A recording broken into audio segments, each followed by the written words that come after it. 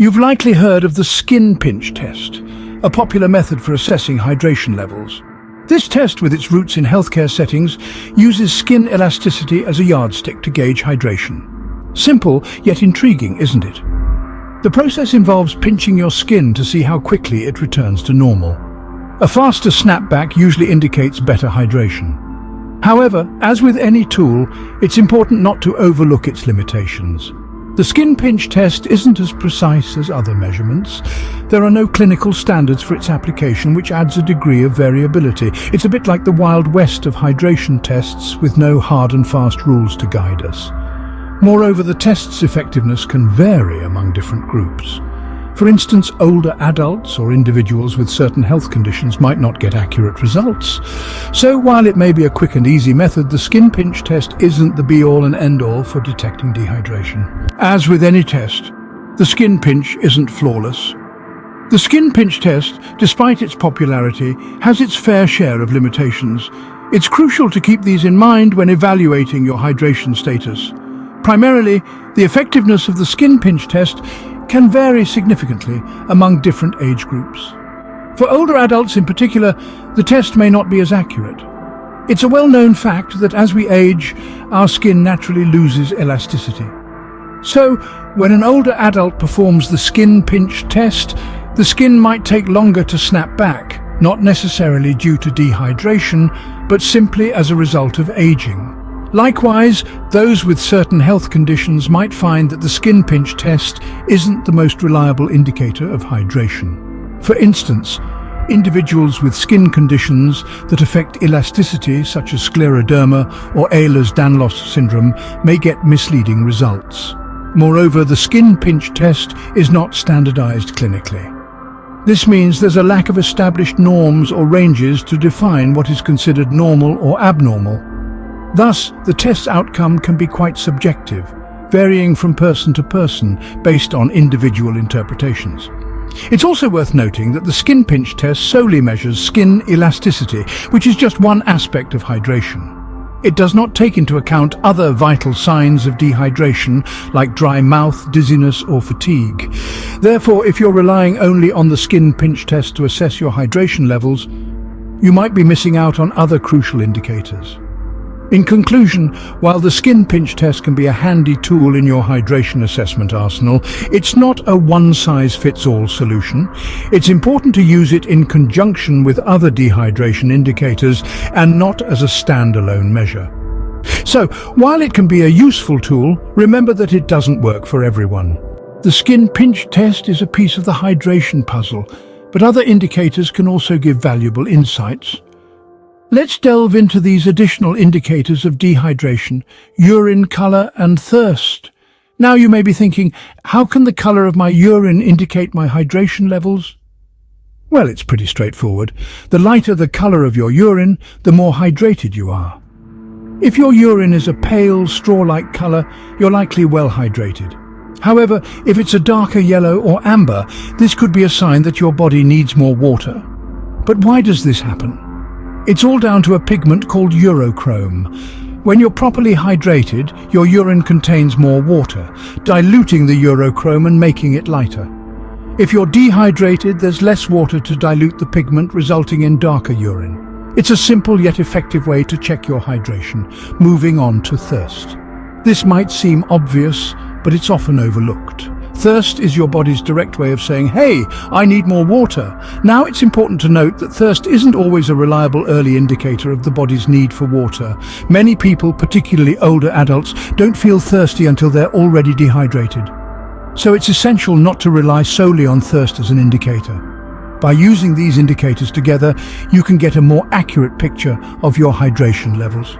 For instance, you might not feel thirsty, but if your urine is dark and your skin doesn't snap back quickly after a pinch, these could be signs that you need to up your water intake. Remember, it's not just about one test. It's about using all the tools at your disposal. So, keep an eye on your urine color, listen to your body's thirst signals, and use the skin pinch test as part of your hydration assessment routine. It's all about staying one step ahead of dehydration. Rather than waiting for signs of dehydration, a proactive approach to hydration can keep you ahead of the game. Now, Let's dive into some strategies for staying hydrated. One of the most effective ways to ensure you're getting enough water is by incorporating it into your daily meals. This doesn't mean you have to drink a gallon of water with every meal, but having a glass or two with breakfast, lunch and dinner can go a long way in maintaining your hydration levels. But let's be honest, sometimes water can feel a bit, bland. If you're finding it hard to keep up with your water intake, why not add a little zest to it? Adding flavorings to your water, such as a slice of lemon or lime, can make it more enjoyable to drink and encourage you to sip more throughout the day. And it's not just about taste. These citrus fruits are rich in vitamin C, boosting your immune system while you hydrate. Now, we've all heard the phrase, stay cool during hot summer months, but it's not just about comfort. During periods of extreme heat, our bodies can lose water at a faster rate, making hydration all the more critical. So when the mercury rises, it's crucial to increase your fluid intake. This doesn't mean just water. Fruits and veggies high in water content like cucumbers and watermelon can also help keep you hydrated. And remember, hydration isn't just about drinking water.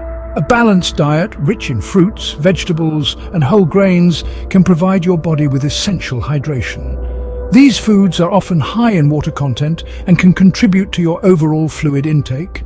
Lastly, listen to your body. Thirst is your body's way of telling you it needs water. So don't ignore it. When you're thirsty, take a moment to hydrate. So don't just react to dehydration, stay ahead of it with these strategies. Now let's tackle some common questions about dehydration. First up, how much water should one drink in a day?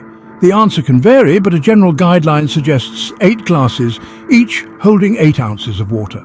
However, this amount can change based on factors like your climate, activity level, and personal health. Next, what are some signs of chronic dehydration? Chronic dehydration can be a bit sneaky.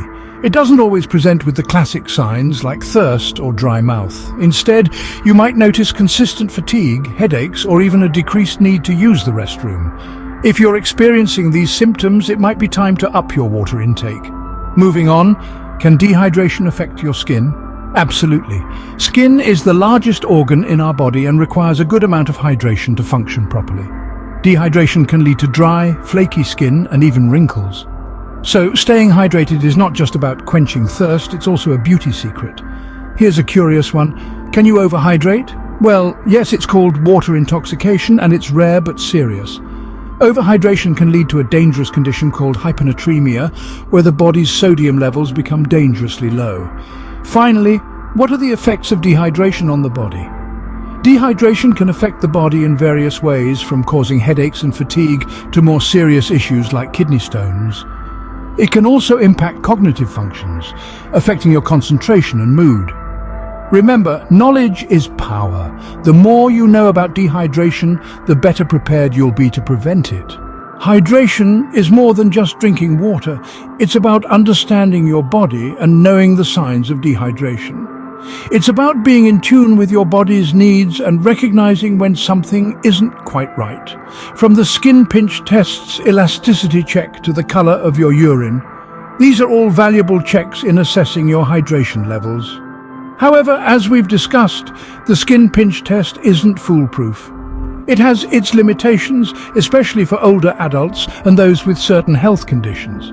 Hence, it's crucial to consider other indicators of dehydration like your thirst level and the color of your urine. Proactive hydration strategies cannot be emphasized enough. Whether it's drinking water with meals or enhancing the taste with flavorings like lemon or lime, every small step contributes to maintaining optimum hydration levels. And remember, questions are your best friends. If you're unsure about anything, don't hesitate to ask. Knowledge is your best defense against dehydration. Stay hydrated, stay healthy, and remember to pay attention to the signs of dehydration. Your body will thank you.